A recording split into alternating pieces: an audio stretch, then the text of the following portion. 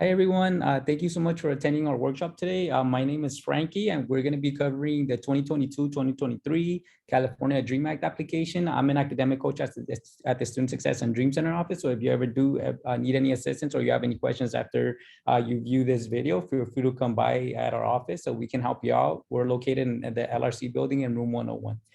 Thank you, and let's go ahead and get started. So what are we going to be covering in today's workshop? So today we'll be looking at how to prepare for the applications, filling out the applications, what to do afterwards, and when you receive your notification of awards, like what to be looking out for and how to retrieve that information. So the first thing is, have you applied for financial aid before? Have you applied for financial aid before? Yes or no? How do you feel about it? Are you very familiar with it? Slightly familiar? You kind of maybe you're not too comfortable with the information, slightly like uninformed or very unfamiliar. So those are like the 5 kind of categories that we notice in students sometimes when we're assisting them and supporting them, and the questions do vary from student to student. So if you ever have any questions about any piece of information, feel free to, like I said before, join us in the Student Success and Dream Center so we can help you out with your questions in regards to the California Dream Act application.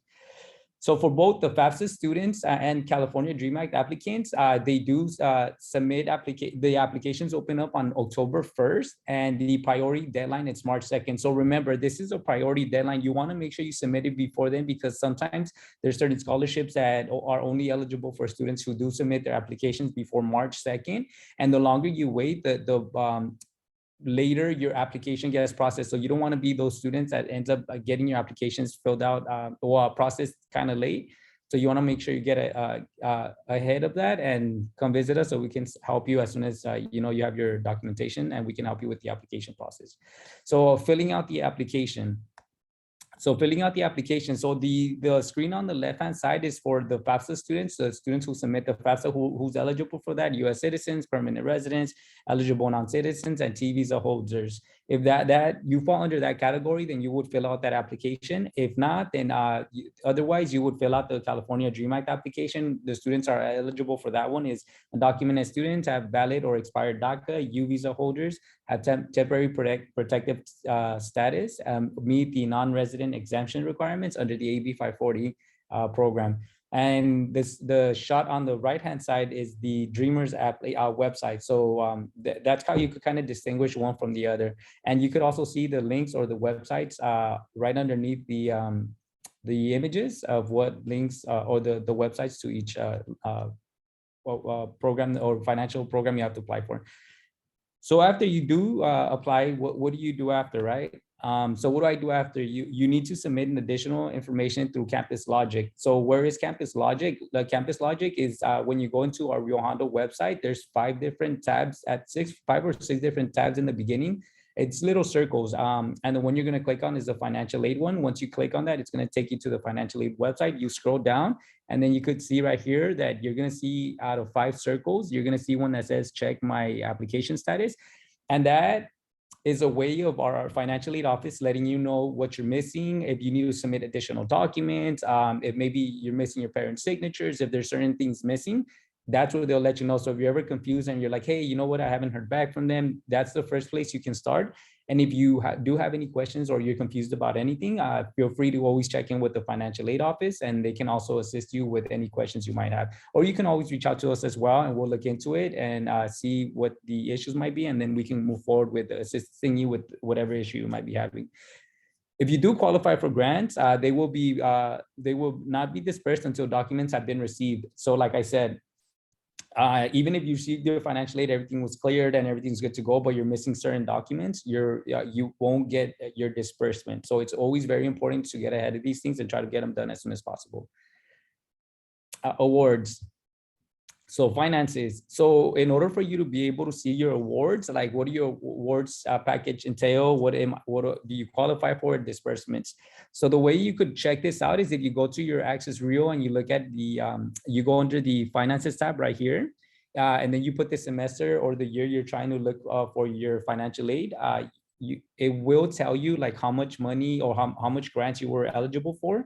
And how much you qualified for. And the way it happens, and you're able to see how much you should be receiving back, is once you go on that page, it will tell you like how much your classes are going to be and how much you were awarded, and you basically calculate the math, right? And if the computer does it for you, if there's still a negative balance on your account, that means that you have money coming back to you. So that means that's how much you're going to be getting dispersed. And the way you get money dispersed is you get you usually get a card mailed to you, the debit card. And on that debit card, you basically, on that envelope, it gives you the steps on how to activate that debit card. And if you want to receive your funds, your financial aid funds to a personal bank account, on that website, you have that option. So you could either use the card they provide for you, or you can use your personal bank account. The only thing is that if you end up going, putting your account information, your personal bank account information, when you get dispersed your money, it's going to take maybe a day or two for you to get those funds. Versus if you keep the debit card they give you, you'll get it on the same day. So that's basically the only difference between those two options. So that's how you can kind of keep that in mind. So like I was saying right here, it tells you like, if you look at this California bog waiver, it tells you for fall and spring how much you're eligible for. And then it tells you your Pell Grant and other financial aid or qualifications or programs, financial support services you're eligible for. It tells you how much will be your total funds. And then you could calculate the math on the right-hand side. It kind of gives you the cost of attendance, like how much you should be expecting, and how much you should maybe contribute to your own education, or if not, then maybe they'll cover you for the whole thing. So you could calculate that, and it varies from students to students. So don't ever think just because something applied to one person, it's going to apply to you. So everyone's situation is different. Okay, so just keep that in mind. Scholarship opportunities, immigrants rising. So these are for our undocumented students. These are some resources that you can use in order for you to look for scholarship opportunities. And if you ever do need any additional support, or you need help filling out the application, feel free to come into the office, into LRC 101 or the DRC office, which is one of our newer offices. It's for the Dream Resource Center. It's specifically tailored to help our undocumented student population. You get additional support services like printing. We help you out with submitting your financial aid application. We help you out with a lot of different support services. And this is another thing, right? Filling out, trying to maximize your financial opportunities. So these are some of the websites that are consistently uploading like scholarship opportunities. So this would be a great resource for you to take advantage of if you are interested in further financial support. And like I said, if you do need assistance filling out these applications, feel free to come into our office and we'll help you do the research, see what you should qualify for, and then helping you out with filling out the application. All right, so online scholarship application. So also Rio Hondo does offer scholarship opportunities. We do have the link on here, as you can see, but we do have the applications usually open up in October, and it kind of gives you, if you go to our website, the Rio Hondo College Foundation website, the scholarship application, it kind of tells you the dates of what you should be looking out for, and it gives you the deadlines and everything, as you can see here. And this was for this past academic term, but it just gives you an idea of how the website looks, how it gives you the dates and everything. So if you do want to eventually apply to the Rio Hondo College Foundation scholarships, let us know. And we've helped many students throughout the years apply to the scholarship. So feel free to check in with us so we can help you out with the scholarship as well. So types of different financial aid support at Rio Hondo College. So we do have the Rio Hondo Promise program. So for the Promise program, you do get tuition your first and second year for free, but you do have to meet certain qualifications. You do have to be a full-time student. If you're part of a program on campus, there's some programs on campus that allow you to take less units and still be considered a full-time student. So you could still take part in this opportunity. If you think that you are one of those students, make sure you let us know so we can keep an eye out for that. And if you do have questions about that, like I said, always feel free to come into the office so we can help you out. We do have the California Promise, which is income-based and provides tuition waivers. And it also depends on what information you put on your FAFSA and your DREAM application. Cal Grants, income and performance-based. You can get an A, B, or C. So depending on your academics and your GPA and different things they take into consideration, they do grant you a Cal Grant depending on how you performed in your academia. So that like I said, again, these things vary from student to student. So if you want to see which one applies to you, you could always check online, or you can always check in with our financial aid office, and they will be able to look in the system and tell you exactly what you qualify for, okay? And if you have questions about that, like I said, always come and check in with us and we'll help you out.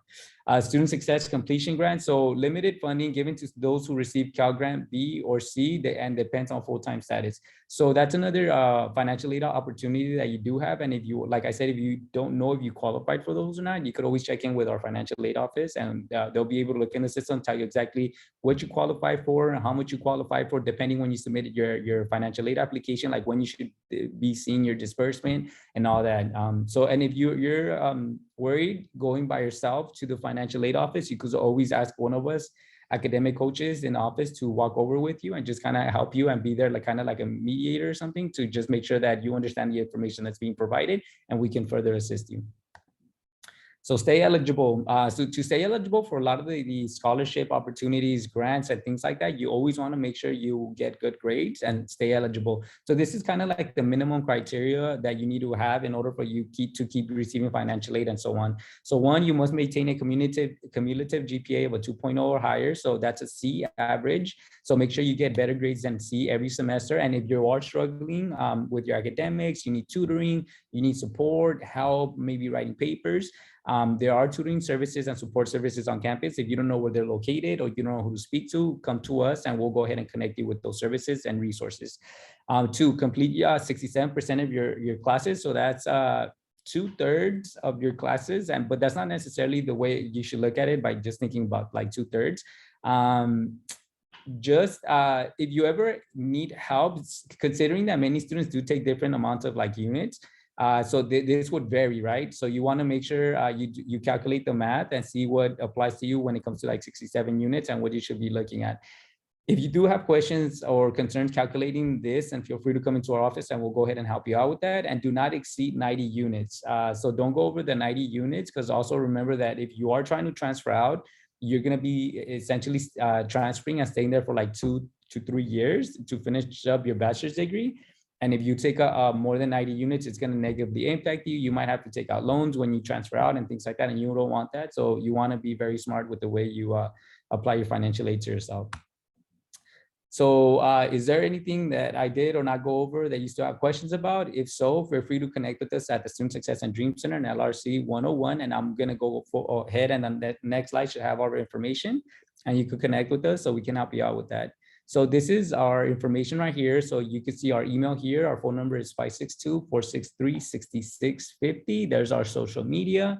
And like I said, our QR code too, in case you want to take our survey. If you do have any questions, like I said, just always come in. Don't feel scared or embarrassed to ask a questions. We're here to help you out. And yeah, we look forward to seeing all y'all coming into the office so we can help you out with any issues or concerns you might be having. And if you have any friends also that you feel might benefit from our services, also, recommend us, let them know that we're here to help them out. And yeah, we look forward to seeing you all in person, and we're here to support you. So thank you. And we do hope you have a great day.